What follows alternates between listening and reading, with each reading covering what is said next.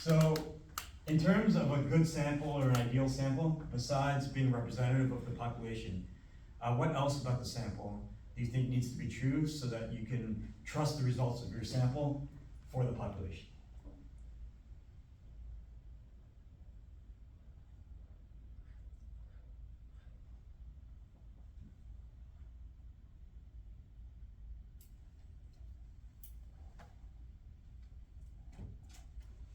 Okay, so let me build up to that. Let's say that you're trying to answer this original question of what percentage of all Americans approves of the president.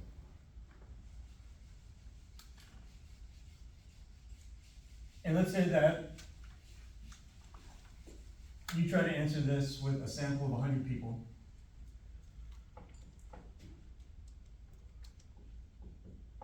So the sample size, I'm gonna call N. So the sample size, 100 people. And let's say of those 100 people, you ask each of the 100 people, do you approve of the president or not? And let's say 41 say that yes, they approve. And the rest either disapprove or have no opinion, but the important thing is 41 approve. So what percentage of this sample approves of the president? Yeah, 41%.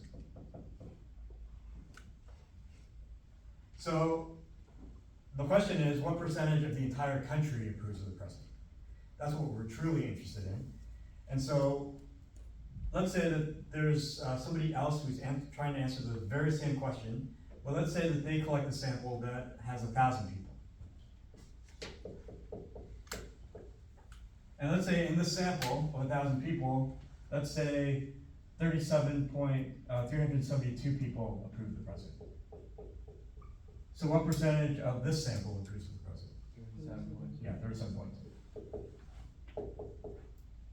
So the question is, our goal is to find the percentage of all Americans who approve the president. So the question is it gonna be closer to 41% or closer to 37.2%? So what do you think? Yeah, so it turns out it'll be closer to the results of the sample that has a larger sample size. So it turns out that we can trust this second sample because it has more numbers, it has more data.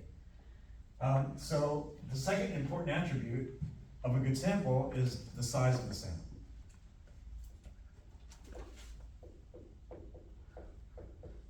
Basically, the larger the sample size, the more accurate.